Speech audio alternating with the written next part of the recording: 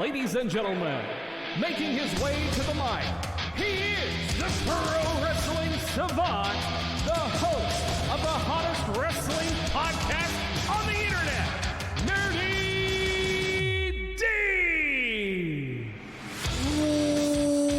What is up, ladies and gentlemen, and welcome to the most distinguished pro wrestling podcast on the internet, the 7 Burning Questions with the Pro Wrestling Savant. I am your host, the Savant himself, the most underappreciated, hardest working voice in pro wrestling, Nerdy D. And joining me tonight is my beautiful wife and valet, the Lioness Lauren. What's up, y'all?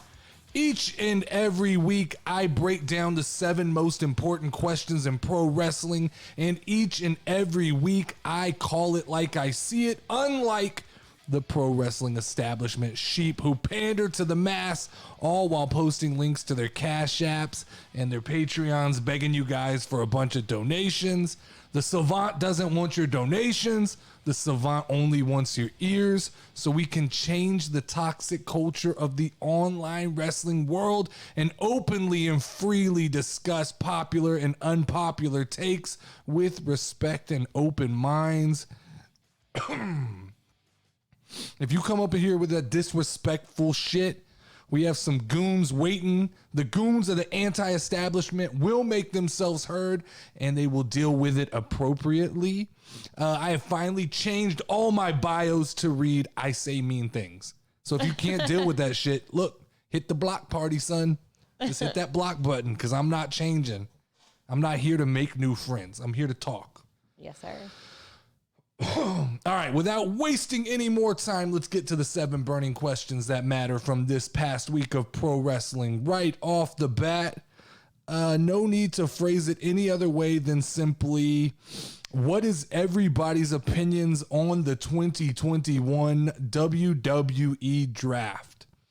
All right, Lauren, I'm not even going to pretend to understand what the fuck was going through the mind of the people at Fox and the people at USA who supposedly had a hand in making these decisions. Okay. Obviously, these people had a hand in making the decisions because no real wrestling fan could have ever predicted the way this thing would shape out and the order that these picks would come in. Oh, yeah. And I don't even understand the order that these picks came in. I don't understand how Naomi, who I'm a big fan of Naomi, but how does Naomi go before Becky Lynch and Sasha Banks? Yeah. What mind frame are we in, Fox or USA? What mind frame are we in that we think Naomi is a first day pick?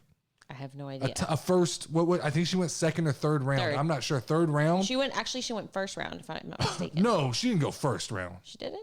No. Okay. There's no way. Maybe it was second round then. It was second or third round. It was early on. Way too early in the draft for a Naomi pick when there's still big names on the board. So I'm not gonna pretend to understand the inner workings and the thought processes of how these picks went down, right? Because half the roster was selected on day 1, then supposedly it was half the roster that was selected on day 2. Yeah. Then we got a bunch of weird random picks that came on Smack Talk and Raw Talk that I had to dig deep to find because I don't watch those shows. So I'm going to try to break it down for people, basically how I saw it through my eyes and what I thought were like the key moves that went back and forth, kind of the key people who stayed put, and just who I overall think kind of won the draft this year. Yeah. So let's start off with Monday Night Raw, a show that I've been notoriously, I've criticized notoriously, right? Not a fan. I've been on a Raw detox. I've eased up. I watched maybe 1 or 2 segments from Monday Night Raw.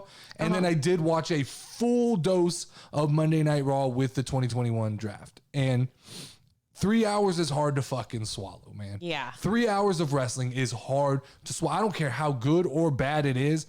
That third hour just fucking drags on. It is hard for me to swallow. I am right now currently putting my credit card back into Hulu so I can get that 2-hour special. That toned down version that Mickey Mouse shows me just the shit I really should see. Yeah. I think Mickey Mouse knows the shit that the Savant really needs to watch, and Yeah. he gets rid of that. Because I told you when we were watching, there's obviously an hour of shit in here that does not belong on Monday Night Raw. Yes. There's an hour of shit that belongs on some other form of televised wrestling, and it's not NXT, but they need like another. What they used to have was Superstars. And it was a show that came on at a weird time, like Saturday or Wednesday. And it Yeah. was an hour full of bullshit wrestling, an hour full of people who need experience, because you do need to get those people in the ring, Yeah. but they don't need to be on Monday Night Raw. Let's not kill Yeah. ourselves. There was some bad stuff going on. Okay, so the big things that I noticed in the draft for Monday Night Raw was, excuse me, I'm a little excited. The big things I noticed in the draft for Monday Night Raw were they kept Alexa Bliss. Yes. We've heard all the rumors, oh, Alexa's gone. They even referred to her as kind of the dark, twisted little girl. So fingers crossed, I enjoy that character. Maybe she comes back at the Royal Rumble, possibly. That'd be a good Yeah. place to reintroduce her. I've heard, fuck everybody coming at me, telling me a million different stories like I'm wrong. First off, recorded the video where I said everything I said before there was any real official statements about Alexa Bliss. Secondly, you guys were all over the place on the shit you told me. Some people told me she's getting married. Some people said she's having surgery. What, like eye surgery or mouth surgery? Sinus surgery. No surgery. It's one of the senses, right? So look, if I record this thing before I know that, obviously I'm not going to know it. But cool. I'm excited. Glad Alexa Bliss stays on Monday Night Raw. They needed to keep her on the show because I think that character has more traction than the internet believes she has, right? Yeah. All right, Monday Night Raw got Big Time Bex. And I've hated on Big Time Bex for the last 3 or 4 weeks, but I said yesterday I was watching and it clicked. Yeah. It just clicked. I get the character now. I understand what Becky Lynch is doing. Yeah. She's fucking good. She's really good at this. She's pretty funny sometimes. Like, she had my hate for a little bit.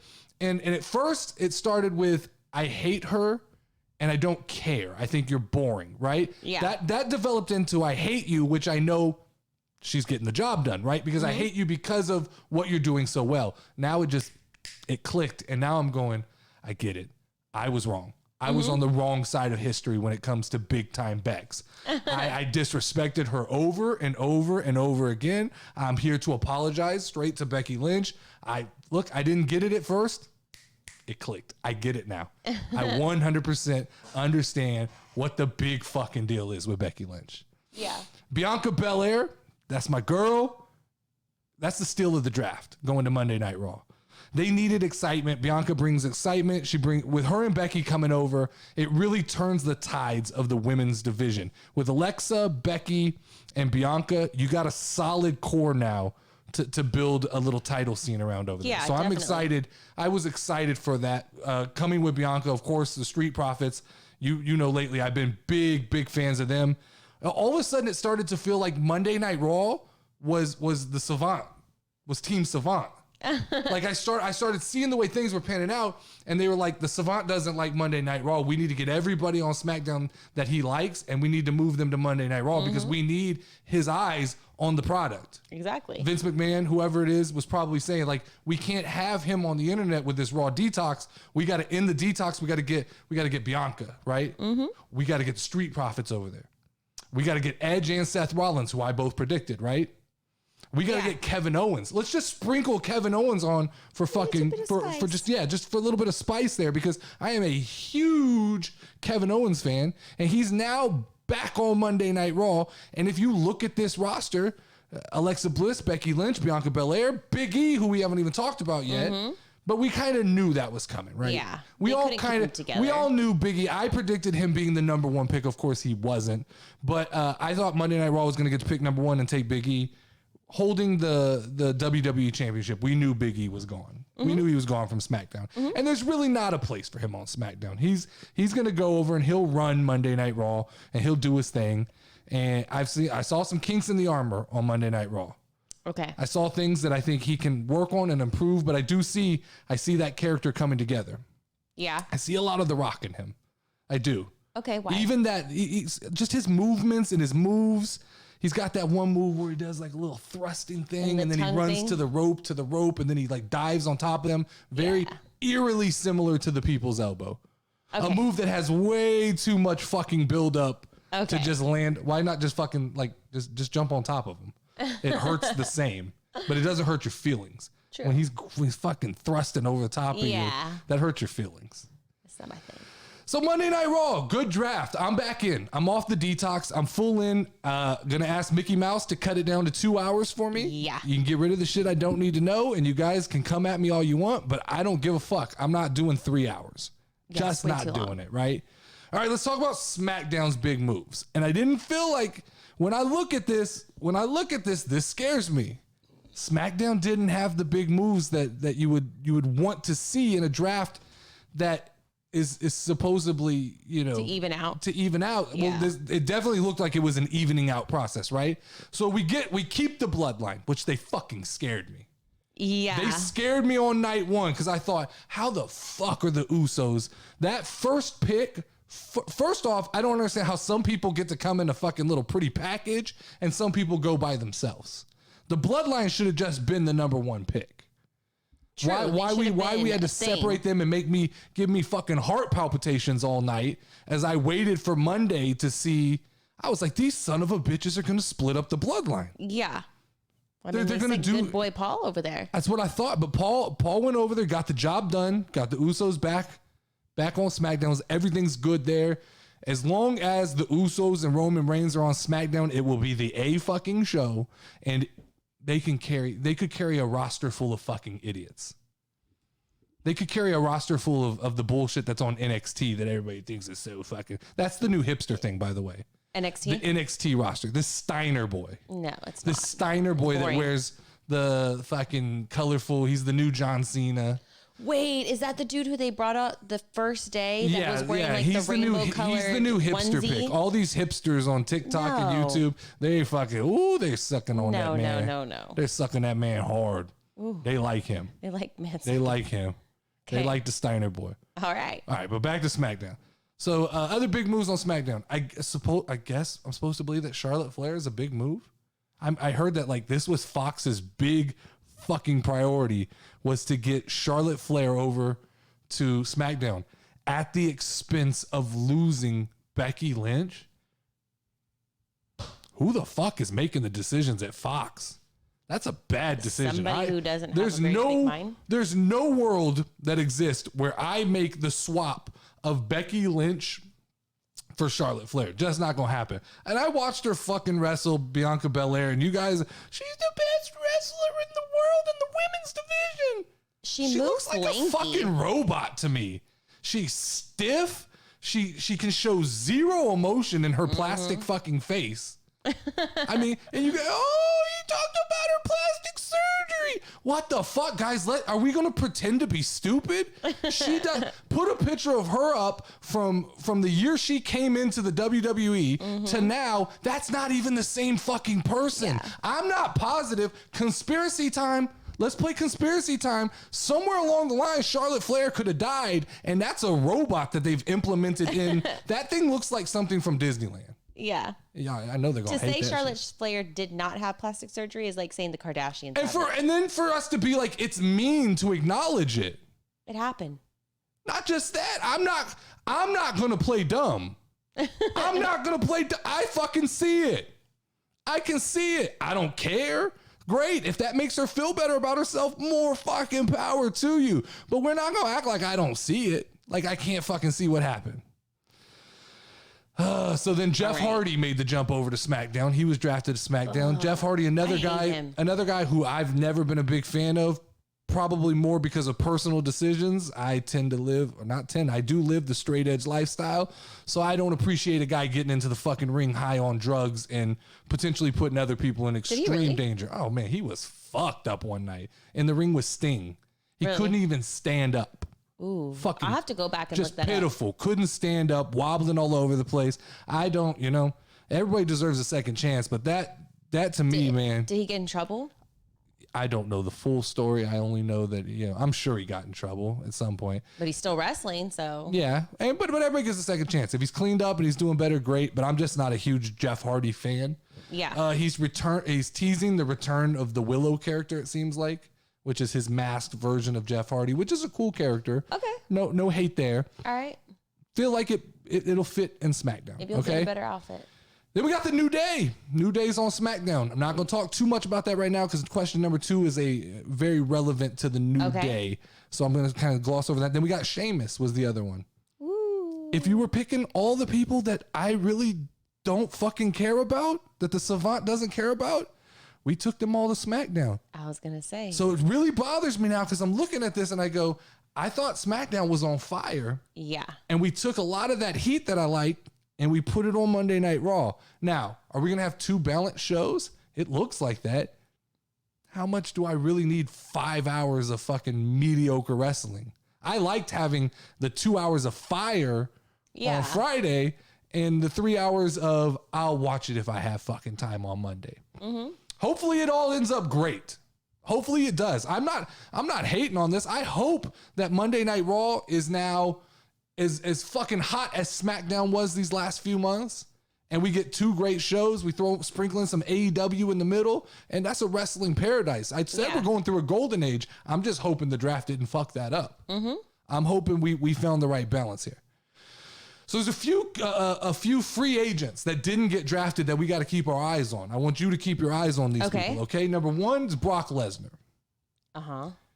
Why can't Brock just ever fucking participate like everybody else? Because he's motherfucking Brock Lesnar. And so he goes off and he says Paul Heyman fucking negotiated his contract, which we all know is bullshit. Yeah. He's over there, he's in the back with Vince McMahon. Hey, I can't. He talks more like, hey, I can't.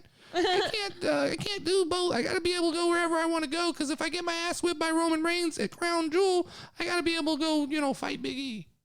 That's what the fuck Brock Lesnar's doing. Let's not kid ourselves. Roman Reigns going to whoop his ass and Brock Lesnar's going to run to Monday Night Raw. Yeah. Asuka didn't get drafted. She didn't? Mm-mm. That's interesting. I haven't seen her in a while. I haven't either, but she's a free agent. That's interesting. Seems like there's a real nice spot on Monday Night Raw waiting for her.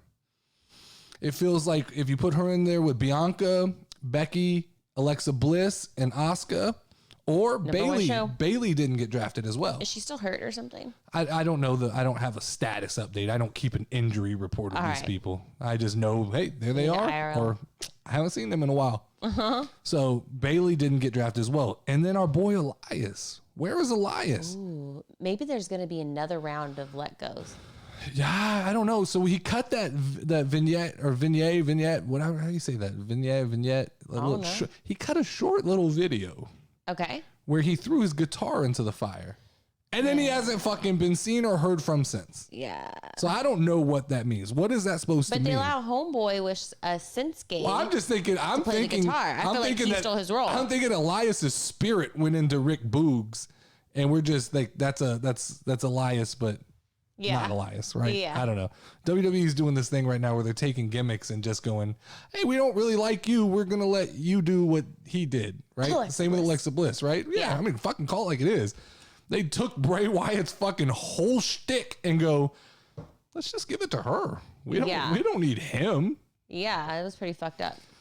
So that's my 4 free agents to watch. I think that Bailey is probably the most interesting of those because she can elevate either side. Mm-hmm. She could elevate if you put her in there with Sasha, Charlotte, and everything that's going on that side. She elevates that. That's 3 of the horsewomen back together.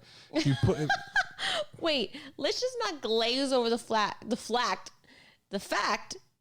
you just said 3 of the horsewomen. That's what they call themselves. The 4 horsewomen. Are they kind of look like horses too. Hey, you said that. I said it. You said that. You said that. That's fucked up. I don't think you can say that. I don't think you can say that. I said it though. The internet is coming for you. Okay. You put your name up on a big sign that said, "Come at me, bro." You're supposed to be the nice one on this show. I mean, come on now. I'm about to change my thing to, I say mean things, but not as mean of things as you say. You say things that could fucking really hurt people.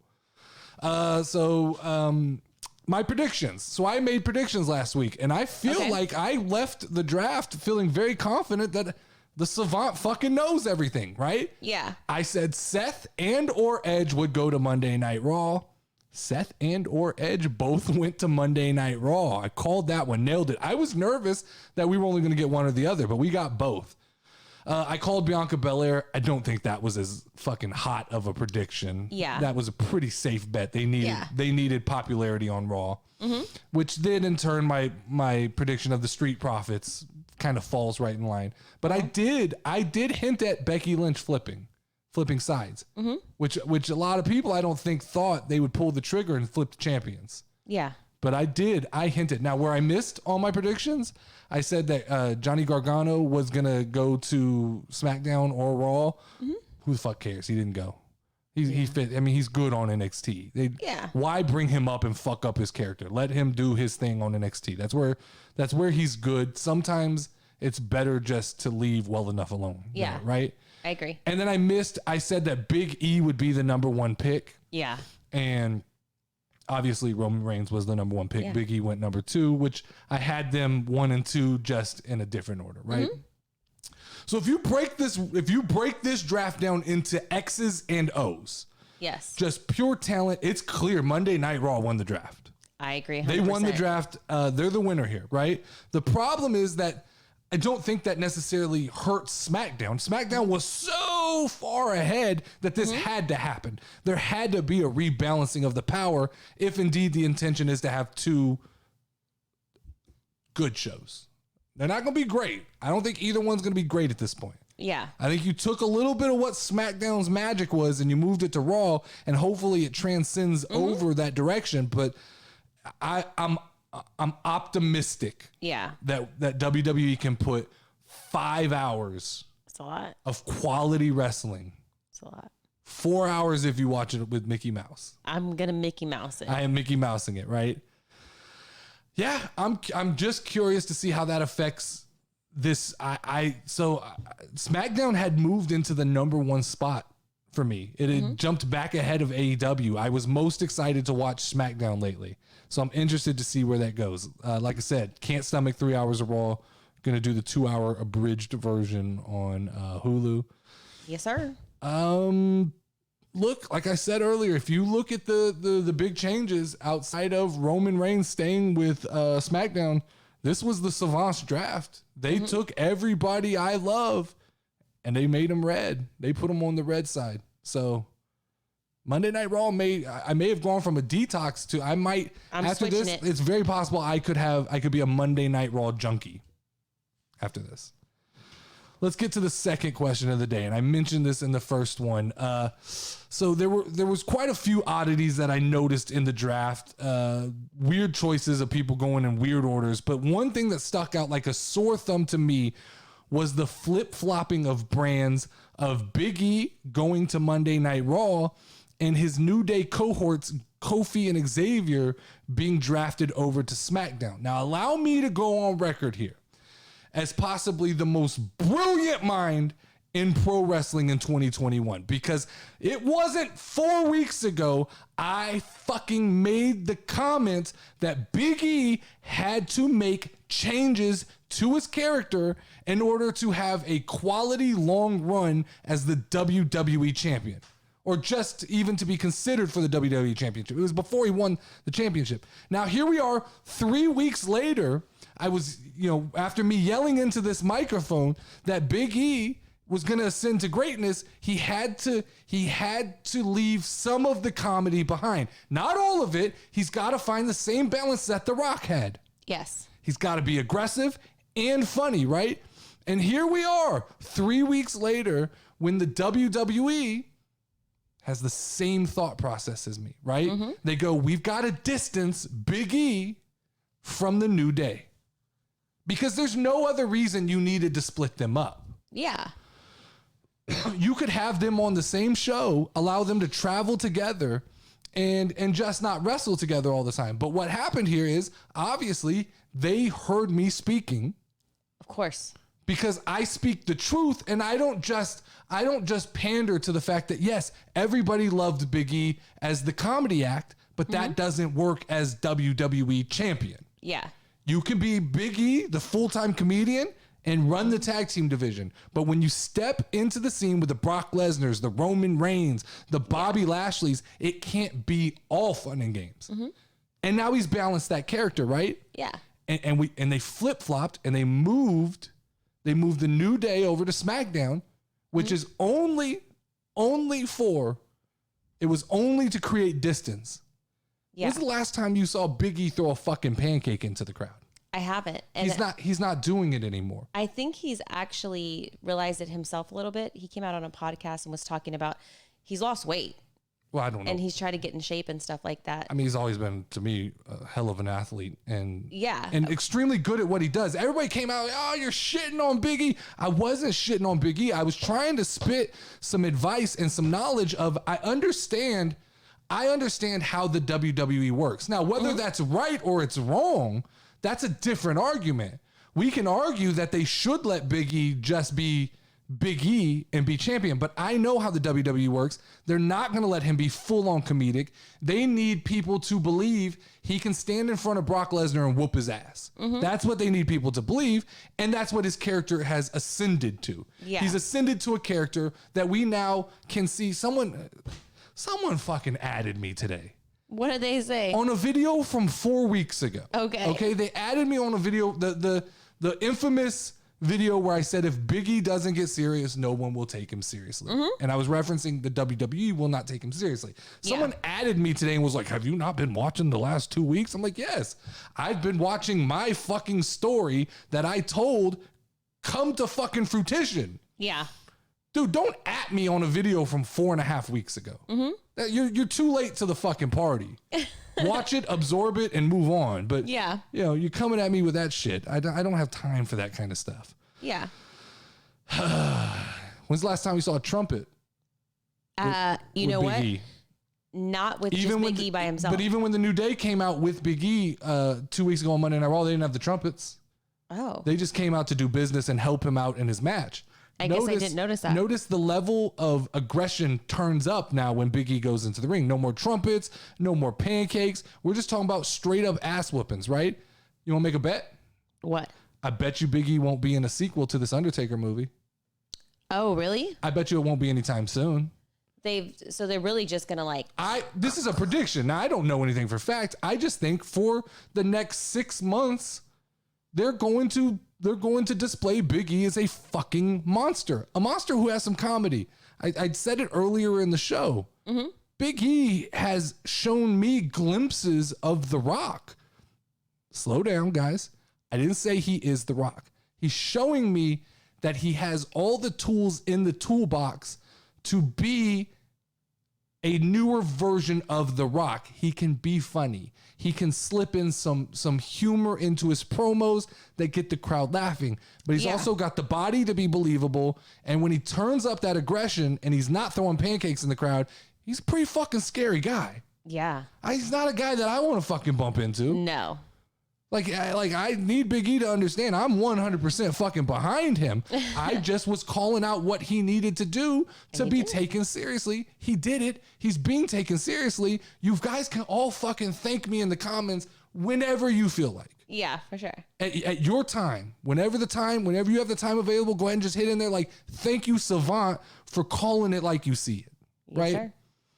The WWE knows the fucking New Day will sell just as many t-shirts with Kofi and Xavier, right? Yeah. And it looks like to me, can't say for sure, it looks like Xavier's lobbying for the King of the Ring, and he fucking deserves that. Xavier Woods deserves to be King of the Ring. And Kofi, these guys all deserve good things. They're hard fucking workers. They're extremely good athletes, extremely good wrestlers. But the New Day will be just fine with Kofi and Xavier. They don't need Big E. And Big E doesn't need the New Day. Do they work together? Oh, they're fucking flawless. Possibly the greatest fucking 3-man faction of all time. Without a doubt, they are. Yeah. Right? But it's come to the point in time for Big E to spread his wings, fly off. Fly, baby bird, fly. Ascend to the top of the ladder. And it's time for Kofi and Xavier to carry the flag of the New Day and show that as a duo, they're just as fucking good. Yes. They can keep blowing the trumpet, they can keep throwing the pancakes, and it fucking works in the tag team division, right? Yeah. And they can always have little reunions. That's a thing. Like, by not causing them to fight each other, you can always, if you want to do a special one-off thing where they all come back together, that's never going to be an issue. It's super easy to bring everybody back in kumbaya again and fucking throw pancakes and throw cereal and play the fucking do all this shit. You do all that stuff. You can bring them all back, tell all the jokes you want, have a one-off thing, but Big E can still be big and fucking scary. Yeah. Question number 3. Let's slide over to AEW for a minute. So after Grand Slam, it looks like we finally got to see what a Bryan Danielson, Kenny Omega match looks like, right? It's pure fucking wrestling talent. And I've heard rumblings on TikTok and on YouTube that the 30-minute draw, it's causing some of the sheep to question who is the best wrestler in AEW, right? And at this point in time, I'm questioning, does Bryan Danielson really have a leg to stand on and calling himself the best wrestler in AEW? So look. I don't think Kenny he hasn't been Omega, there long enough. I ranted about this a couple weeks ago. I said records don't matter. Obviously, AEW showed why records do matter. They've played into that really well. I'm back on board. I get why records matter. But Kenny Omega gifted Bryan Danielson not a title shot, gifted him a match with the king. Because he's the king right now. He's Pro Wrestling Insider's #1 wrestler. He's the king. He's top dog. He gifted him a match, allowed him to come over from WWE and say, here, come in here and wrestle with the best, okay? Yes, Bryan had 30 minutes. He had 30 minutes. They gave him a 30-minute match, and he just couldn't get the fucking job done. He couldn't do it. And that's not going to cut it, right? Yeah. That doesn't work. Kenny Omega went in there and he held him off. He stalled him out. Bryan, I'm going to fucking keep calling him Daniel Bryan.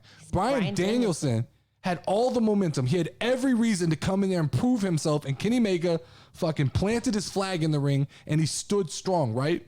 Yes. Look, Bryan, apparently, the American Dragon, he got soft in WWE. I think that's what it is.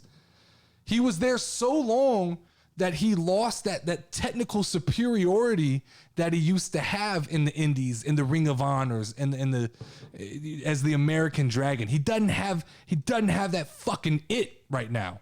Can he get it back? Sure he can. But now he's got to go start at the fucking bottom and work his way back up, which he's doing, right? Yeah. He has to go through the bottom to get to the champ. Course, because he came out on fucking AEW. Oh, Kenny no balls. He's doing all this clever. That's WWE shit. Yeah, Brian, that's WWE shit. That's theatrics. That's the shit that's the yes. That's the shit you learn in WWE. Drop that shit and remember how to wrestle. Remember how to finish the job, because you didn't finish the job. You went in there with the best bout machine and you couldn't get the job done. And now Bryan wants us to believe that him going in there and beating Nick Jackson in a singles match is some sort of factor that we're all supposed to be excited about. Yeah. Right? Yeah. You beat one half of a group that is a well-established tag team. Good for you. Good for you. But that's not Adam Cole. No. You didn't go in there and beat Adam Cole. Yeah. Bryan didn't go out there and beat MJF. Ooh, I like MJF. He didn't go out there and beat someone that I respect as a great singles wrestler. Nick Jackson, hell of a tag team wrestler. He's a decent singles wrestler. He's decent. I'm not fucking doing backflips when I see someone beat him. Right? Well, let's not forget right now, guys. Let's not forget that Adam Cole is currently undefeated, baby. He's undefeated. Baby. And he got there after. Do you know what Bryan Danielson is? They What? came the same night, by the way. Did they? Do you know what Bryan Danielson's record is? What? 1-0-1. How fucking stupid does that record sound? Yeah. 1-0-1. He's got a tie. He's got more ties than he has losses. Oh man. I don't like that. I don't like the way that feels. That it sounds stupid. It sounds stupid to have more ties than losses. I feel like there's no ties in wrestling. There is. I mean, you could tie. They go time limit draw. That's what happens. But you get gifted the ability to go out there and show you're the best and you drop the fucking ball, right?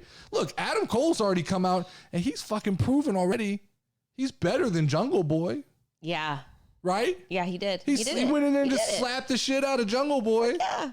He got the job done. Did he go to a time limit draw? No. No, he didn't. He did. He got the job done He said, because he's elite. I'm Adam Cole, baby. Because he's elite, right? Kenny Omega put Christian Cage down, put him to sleep. It's time for Christian to go to Shady Acres Wrestling Retirement Home. Yeah. You had your one shot, baby. You came in. It was your chance. We all thought it was a resurgence. You shit the bed, bro. You didn't make it. It's time to. It's time to. Shady Acres Wrestling Retirement Home is ready for you, Christian. Don't get me started. Okay, don't get me started on Luchasaurus Rex, right? Okay. Because these are the guys that Bryan Danielson has aligned himself. Okay, Bryan Danielson has aligned himself with Christian Cage, washed up. Okay. Jungle Boy, ass whooped by Adam Cole. True. Very true. Okay. I love Jungle Boy though. A 6'11" guy who wears a fucking dinosaur mask named Luchasaurus Rex. This is some shit that our 6-year-old would come up with if they're creating a character in a game. Just take a second. Jungle Boy comes out riding on Luchasaurus's fucking shoulders, like It's Tarzan awesome. and a dinosaur, like the Jungle Book. I don't know what the fuck that gimmick is. What I do know is it's not elite. It's not. And if you're Bryan Danielson, that's who you align yourself. You had so many other choices here, guy.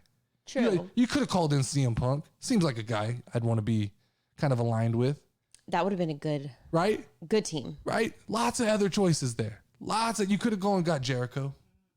You could have tried to take over the Dark Order. Yeah. Mr. Definitely. Colt Cabana. So it just seems like that's a sketchy group to fucking hitch your wagon to, Lots right? of viable Because the elite are the elite for a reason. It's in their name, bro. There's a reason Adam Cole got a bigger pop than Bryan Danielson did at All Out. True. He's fucking Adam Cole, baby. Yep. He's elite. Guess who's going to be elite next year?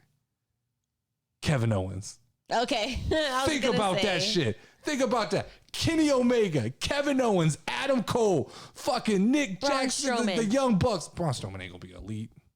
You don't think so? I mean, he may be AEW, but I'm talking about the elite. The elite. The group, the elite. With the dude who sprays the cold air on people. I love him. Look, Brian's got a long way to go to get back to the top of AEW. And I hope he doesn't do the chicken shit WWE thing where he panders to the fucking crowd. He's Kenny No Balls. That's disrespectful, bro. That's disrespectful. You just went into this man's ring and couldn't get the job done. And the next week you're doing the WWE thing out there begging for a fucking rematch. The crowd wants to see another match. Well, that's not how fucking records work, Brian. Yeah. That's not how records work. They don't work what the crowd wants. Yeah. You're 1-0-1, Brian. Come on, Brian. You're gonna have to up. You're gonna have to up that first number. You can't have the same amount of ties as you do wins and go back at the king. Just can't do it. It doesn't work that way. It's not gonna happen. All right, so after defeating the demon, Roman Reigns, the Suplexorcist, greatest fucking nickname in the world, the Suplexorcist, is now starting a long road ahead that leads straight into Suplex City at WWE Crown Jewel. Roman Reigns has currently held the belt for over a year and has commanded the respect of SmackDown. If there has been a kryptonite to the Superman, right? If there's been a kryptonite to the Superman, it's been Brock Lesnar. Has Roman Reigns evolved enough to finally destroy the beast at WWE Crown Jewel? I think not. So this honestly is one of the most impressive title runs I have ever seen with my two eyes. Especially, I've gone on record, he's the greatest Universal Champion of all time. I don't care if it's 14 title reigns with like 8 different champions. I've been told the stats. It's still impressive, right? Yeah. Roman has destroyed all of the top talent, right? Roman ran Braun Strowman off. Choked the life out of Braun Strowman. Now he can't find a new home. AEW don't want him. Impact Wrestling don't want him. They saw him get his ass whipped. They don't want him. They don't want to deal with a 7-foot baby. I'm pretty sure Bryan Danielson, you know why he can't get the job done in AEW? Why? Fucking Roman Reigns broken, man. When it came time for Bryan Danielson to renew that contract, right? And he sat down. Yeah. He sat down with his agent or Brie Bella, whoever fucking has Daniel Bryan's balls and makes the decisions for him. They sat down with him. They said, Bryan, you can't beat Roman. You're never ever gonna get back to the top of that mountain. So you just need to go to AEW. And so he did, right? He chose to go to the land of the small wrestlers. That's not a knock, but it is the land of the small wrestlers. True. He went over there to try and conquer that mountain. Good for him. But let's not fucking joke. Let's not kid ourselves. Yeah. That's because of the head of the table. Ooh. These guys look across the locker room and they see Roman Reigns and they go, I don't want to do that anymore. Mm-hmm. I don't want to be in the ring with that anymore, right? That monster. Because this isn't the Shield Roman Reigns anymore. No. This isn't the Shield. He's not wearing the bulletproof vest, walking in and out of the crowd. This is the tribal chief. This is the head of the table. Yeah. This is the man who has been under the tutelage of Paul Heyman now. Yeah. Right? Paul Heyman saw a diamond in the rough and he polished it, and now it's just a fucking diamond. That's what it is. And let's not kid ourselves. Brock's rusty. I could see the rust when he comes out in the ring. He's rusty. Mm-hmm. He's a big, strong man, scary dude, but I think he's lost a step. Is that what happens when you only wrestle like once when every you wrestle 4 times a year months? in a pandemic and you fucking spend the rest of the time milking your cows on your farm, you tend to lose a step. And I think Brock's lost that step. And also, let's not kid ourselves, right? All of the greats, they finally hit a decline. Yeah. Peyton Manning hit a decline. How old is Brock Lesnar? He's old man. Old man. I don't know how old he is. A lot of their talent, though, is pretty old, though. We talked about it the other day where it was the one match with Sheamus and all of them. They were all like in their 40s. 44. Brock Lesnar's 44 years old. That's when you start losing it. 50, bro. Unless you are named Tom Brady and you're an alien from another fucking planet. That's what I said about this. I said this about CM Punk the other day, right? Mm-hmm. CM Punk, I believe, is 44 years old or 42, right? Yeah. I said, you can't, someone was like, be patient. You can't be patient when you're 42 years old. True. How much more patience do you want? Unless you are Tom Brady. The world doesn't work that way. Your body begins to decline. Brock Lesnar's body may be in hellacious shape. He may look like a fucking monster, but that's a 44-year-old man. He could be somebody's grandpa. Now, take some getting pregnant young, but he could be somebody's grandpa, right? I think he could be a grandpa at 44. Right? That's possible, right? You can be a grandpa at 44. I think and so. not even that young. Especially in Texas. Yeah. You know. For the first time ever, we're seeing Brock Lesnar use mind games. When's the last time you saw that happen? Never. Brock Lesnar usually just comes out and gets the fucking job done. Yeah. He lets his physique, his strength, his intimidation, it's all just found in him stepping in the ring. This time he's trying to use Paul Heyman as he's unsure without Paul. Mm-hmm. He doesn't have the same swag without Paul. He's bothered that Paul Heyman chose the side of the tribal chief because look, Paul Heyman's a smart guy. Paul Heyman is the LeBron James of the WWE. He hitches his wagon to the superstar, right? Mm-hmm. LeBron couldn't get it done in Cleveland, goes to Miami, teams up with Dwayne Wade and Chris Bosh. Can't get it done there, goes back to Cleveland with a Kyrie Irving who's now ascended to greatness, right? Mm-hmm. Can't get it done there anymore, so he jumps the ship over to Los Angeles and recruits the super fucking friends, and they've got 17 superstars on that fucking team now. True. Looks like someone's mom gave them the credit card to just fucking go buy every pack in FIFA. Yeah. Right? That's who Paul Heyman is. Let's not kid. Eventually you'll pull off enough cards so you win. Paul Heyman's been with CM Punk. Paul Heyman's been with Brock Lesnar. Paul Heyman's been with Roman Reigns. Paul Heyman, he hitches his wagon to who he knows is the fucking man. Yeah. And right now, he has that wagon hitched to the tribal chief, to the head of the table, to the greatest universal champion that we have seen in the WWE. Mm-hmm. Now, Brock did one wise thing. What? He did one really wise thing. Yeah. He negotiated his ability to be a free agent. I don't believe that had anything to do with Paul Heyman. That was Brock going back there and making backroom deals with Vince McMahon. So he negotiated his ability to be a free agent because he knows at Crown Jewel, he knows he can't get it done. So you think he's going to lose? I know he's going to lose. He doesn't have what it takes to beat Roman this time. Roman's going to get the job done Brock's going to take a hard look. He's going to take another 6 months off because that's what he does when he loses. He's going to take another 6 months off. He's going to take a hard look in the mirror and go, I don't want to be in the ring with Roman Reigns anymore. I want to be on Monday Night Raw. And that's why he negotiated that free agency, was so he could do that, right? Okay. Come October 21st at Crown Jewel, we're not going to be debating anymore who is the greatest Universal Champion of all time. We will just be marveling at the greatness of the head of the table. We will be marveling at the beatdown Roman Reigns gives to Brock Lesnar, the tribal chief.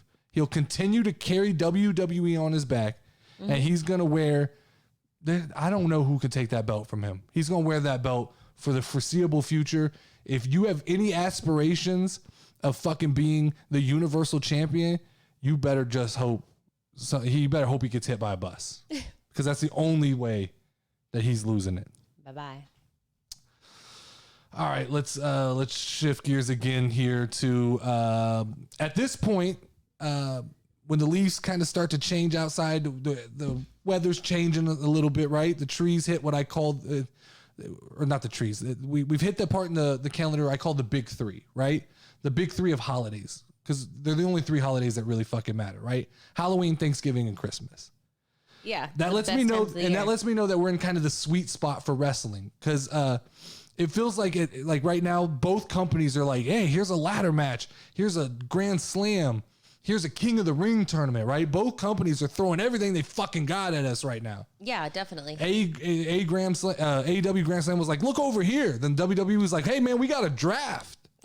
And then AEW's now back to, well, we got a casino ladder match. Yeah. Right?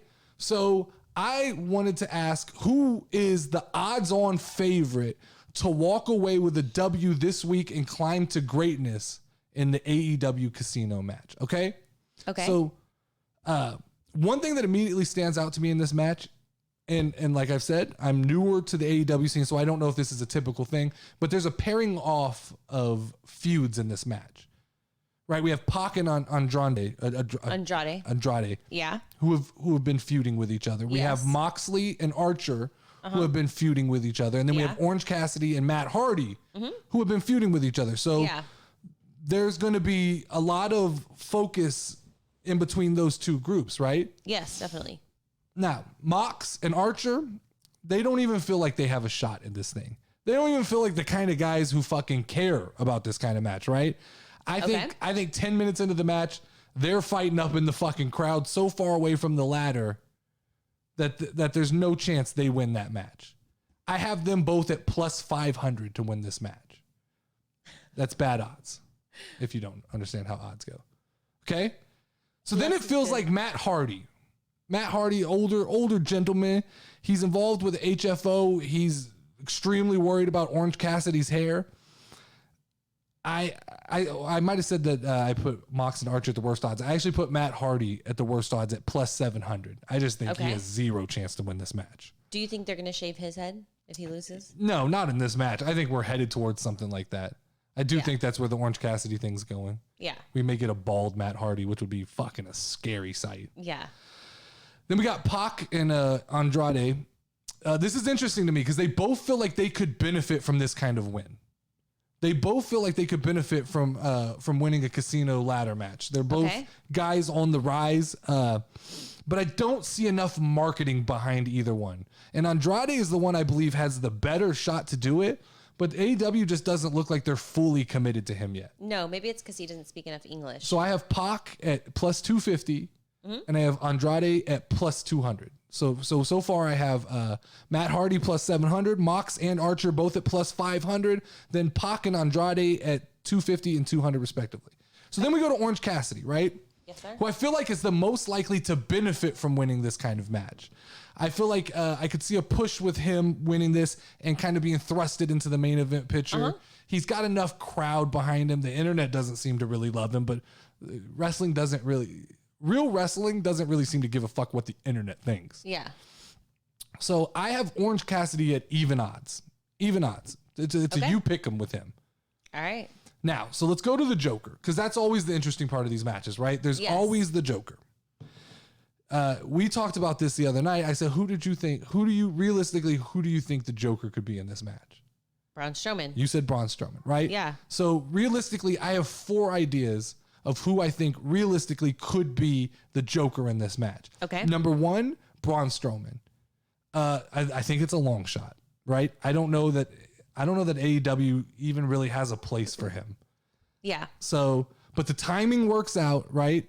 And he just had his first match recently with EC3 or whatever. So, so that works out, right? Long shot number 2 is Bray Wyatt. I don't think the timing matches up on this thing. I don't think it's possible, but we just know that Bray Wyatt's fucking lurking in the darkness. And at some point, Bray Wyatt's coming to some other form of wrestling promotion. Yeah, definitely. It looks, the rumor was it was Impact. Then it kind of flipped on its head and people were like, well, no, he's not really, the negotiations with Impact aren't as far as they're making it seem. Yeah. Number 3, Adam Page.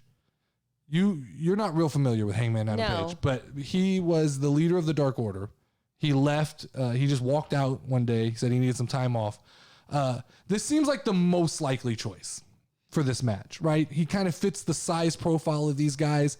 He's another exciting guy to come in there, and he's been gone, and this just seems like a good place for him to come back. So if I had to place a bet right now on who's coming back and who's winning this, I think Adam Page is coming back. He's winning this, and he'll go at Kenny Omega.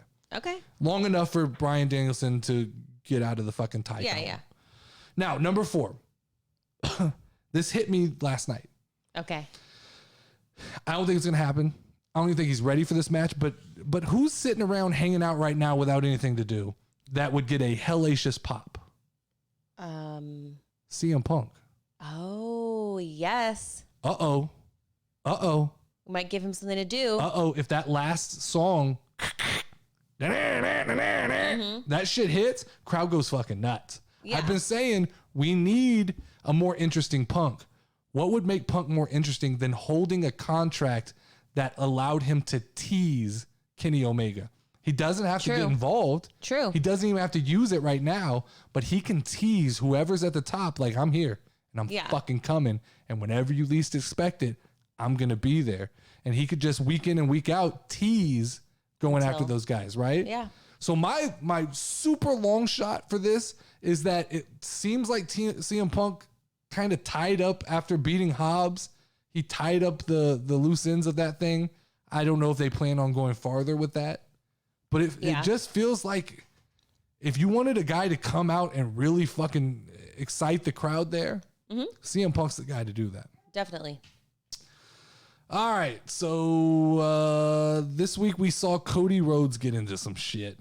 Yes, sir. Last Wednesday, we saw Cody Rhodes and Lee Johnson of the Nightmare Family take on Matt Sydal, who I just figured out was Evan Bourne from WWE.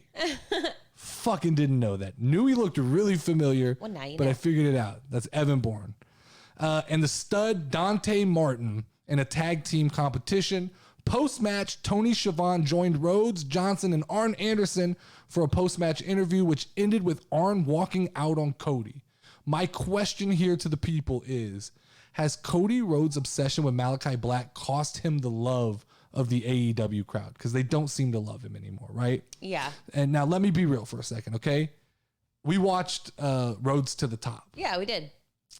Cody has zero self-awareness.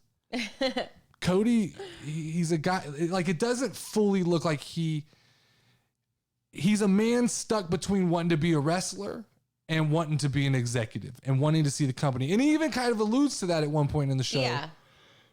Where he said, I don't know when I take off the management hat and put on the wrestling hat, because people come to me, 5 minutes before my match with a problem. Yes. Cody Rhodes starting to feel like the new Triple H. Ooh. Starting to feel like he can't be trusted to call a match the way it should go. If he comes back and he just beats the shit out of Malachi Black, he got that wrong.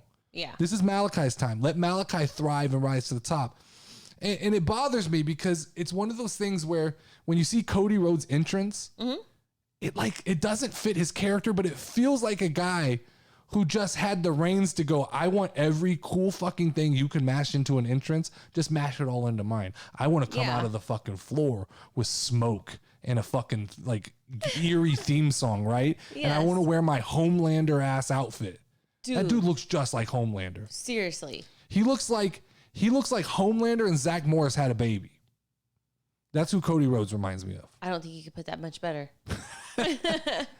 And the rumor has it right now that he's basically stripped all the power from all the other legitimate executive vice presidents. Wow. So it looks like Tony Khan and take that with a grain of salt. I don't know where the fuck that came from. I'm not big on the rumors. That's something I think I fucking read on Facebook. Yeah. And I'm not big on the whole reading it on Facebook, but it has to be sometimes where there's smoke, there's fire. Mm-hmm. So maybe he did take away all their fucking power. Yeah. It'll be interesting to see what happens to the product when one man is running the show, right? But his mentor, Arn Anderson, basically buried him and called him a bitch in the middle of the ring. Let's not forget. Let's give props where props are due.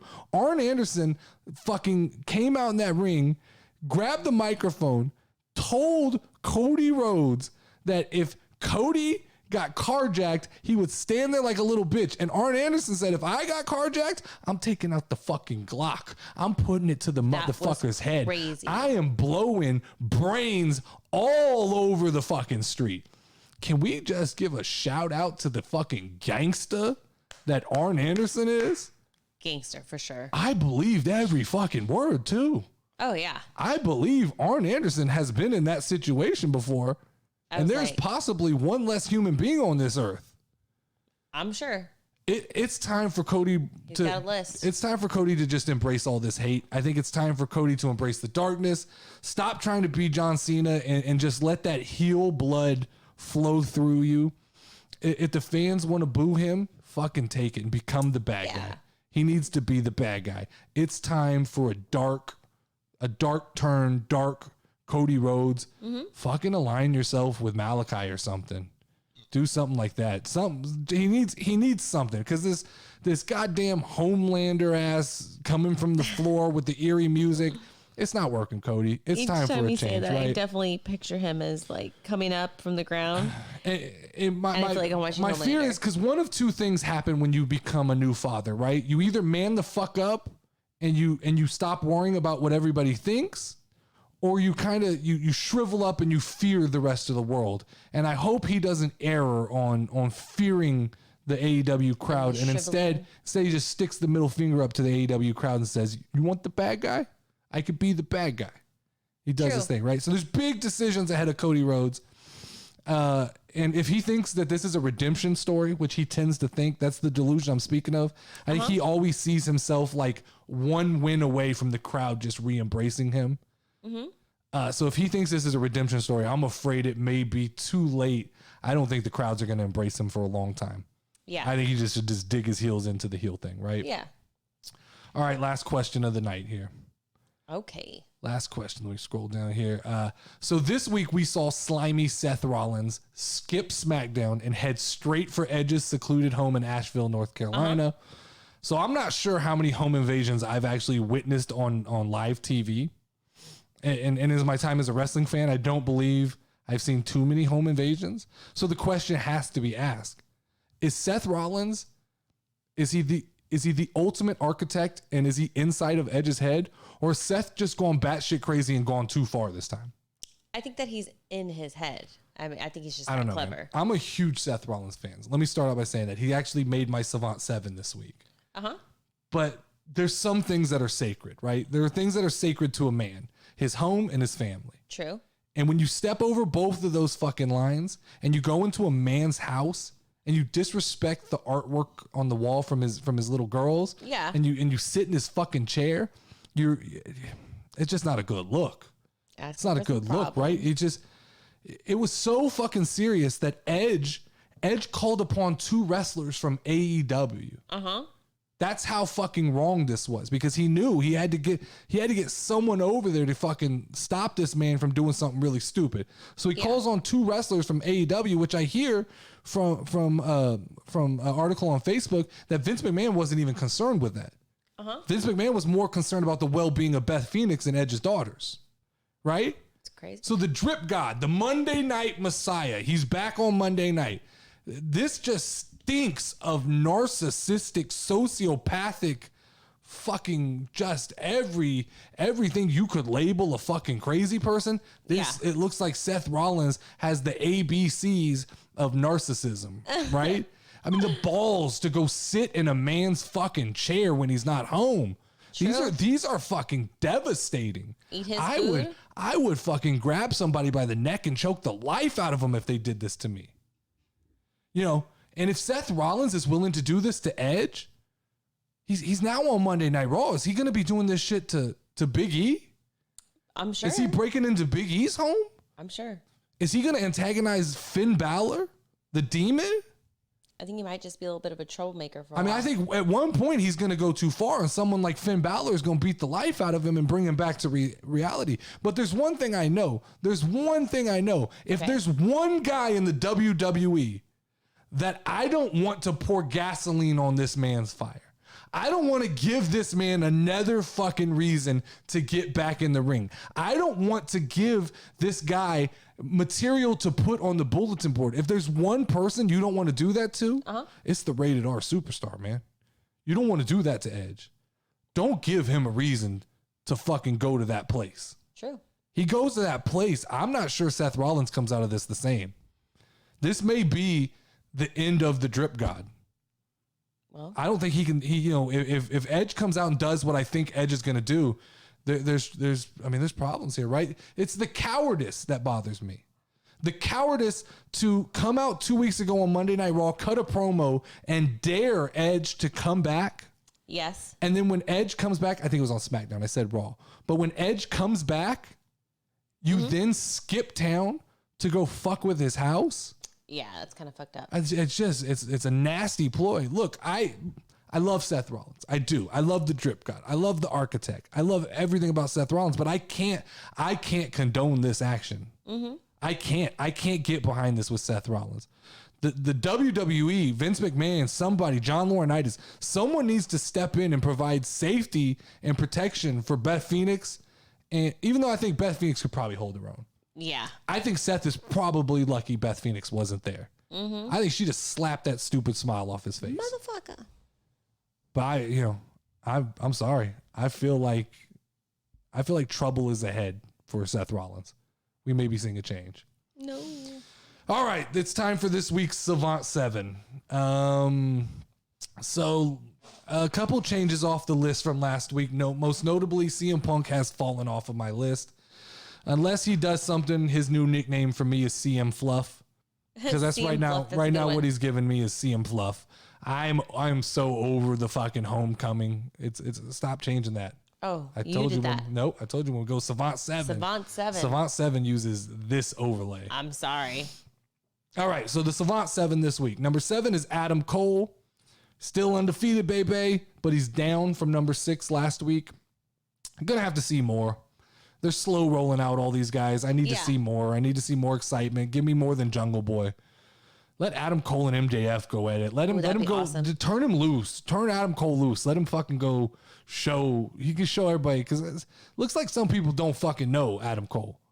Right? We went back and watched all the Pat Mack stuff with Adam Cole, and that was fun. I didn't realize it was him, but yeah. I'm excited. Show me Adam. Number 6, down from number 5. So this guy's moved back as Big E. Like I said, I saw some flaws in Big E that I just need him to correct a little bit. I just need to see like too buddy with Drew McIntyre. Should have shut that motherfucker up right off the bat. Drew McIntyre comes out with a goddamn sword. You slap that fucking sword out of his hand. You don't let a man come out there with a sword. Times. You don't come out with a fucking sword. That's not fair. No. I mean, we're just now allowed to come out to the ring with fucking medieval weapons. True. What's going to happen when Arn Anderson starts coming out to the ring with his Glock? No, he's going to bring out a guillotine. No one's safe when Arn Anderson comes out with his Glock. But yeah, Big E's down. And he's only down because of number 5, Seth Rollins. All right. As much as I just ranted on Seth Rollins and I can't condone his actions, you cannot argue with the fact that he's effective. Seth Rollins is effective. And he's good at what he does, and he's the drip god. And I don't know how I left him off the list last week, but Seth Rollins deserves to be on the Savant 7. Number 4, down from number 2 last week, and I'm dropping the Bryan Danielson because when he came out and begged for another match with that WWE bullshit, Yeah. I can't get behind that. So number 4, taking this spot solely by himself is Kenny, the best bout machine, Omega. Kenny motherfucking Omega. Still like it. I'm still feeling Kenny. I'm new to Kenny. Kenny's new to me. He's still fresh to me. I've enjoyed the Elite. I'm a big fan of the Elite. Yeah. Possibly. The Bloodline's probably my favorite faction right now, so the Elite's probably my second favorite faction. Okay? Yeah. Number 3, holding strong, holding the same spot, MJF. Ooh, I love me some MJF. He's just week in, week out, the best heel in the business. Nobody even comes close. He makes the crowd hate him. I need him to do something more interesting than fucking beat up Brian Pillman. Brian Pillman cut his now, hair, bro. and what? Now he's fighting. Well, he needed to. That He beautiful, needed to. beautiful No, mullet. he needed to. Now he's gonna fight with Darby Allin, which doesn't feel super interesting. After I saw Darby Story time. Allin on what was that show? Sex sent me to the ER. Sex sent me to the. After I saw Darby Allin on that reality show, he lost a little bit of his mystique to me. I agree. Me too. He lost a little bit of. I like, loved him. I wish you never would have shown me that. Like he was dark and mysterious. Now he slightly creepy. Yeah. You keep changing my overlays. It's just fucking habit. I'm sorry. Number 2 this week, up from number 4 last week. Can't believe I was this disrespectful. What did you do? The tribal chief, my head of the table. He would be number 1 if Okay. it wasn't for my number 1. But Okay. the suplexorcist, the man who is going to walk into Crown Jewel, What? he's going to walk into Crown Jewel, pretend like this is the Universal Championship. Okay, I'm pretending. He's going to walk in with it. He's going to beat the life out of Brock Lesnar, and he's going to walk out with it. Okay. He's number 2. All right. But that's only because, and that's only because he's number one. better He's be amazing then. You know who number 1 is. It's Bianca Belair. Oh, She's infectious, man. How could I not have known that one? She's infectious. She's the EST. She's Yes, sir. the most disrespected wrestler in the WWE. Fucking goes out there to fight Sasha Banks at SummerSlam, and they fucking send out Becky Lynch. She's not ready for Becky Lynch. That's fucking bullshit, right? Yeah. Then she comes out, and she's going to get her revenge. Clearly, she's beating the life out of Becky Lynch, and who comes out? The Mandalorian Sasha Banks comes out to disrupt the match. Now she gets shipped over to Raw, which she's going to dominate. She's the EST. She's going to be the EST of Monday Night Raw. She belongs here. Yeah. She's my number 1. Number 1 wrestler still 2 weeks running we've done this list. Bianca All right. Belair. I think give her the fucking belt. Don't give her the belt. She's still one of the most entertaining people on TV. But this has been another episode of the 7 Burning Questions with the Pro Wrestling Savant. Make sure to like and subscribe to the channel and hit up TikTok to leave a comment. Get the conversation going. As always, I am the Savant. I am the Savior. I am Nerdy D. That is the Lioness Lauren. And let's ring that final bell.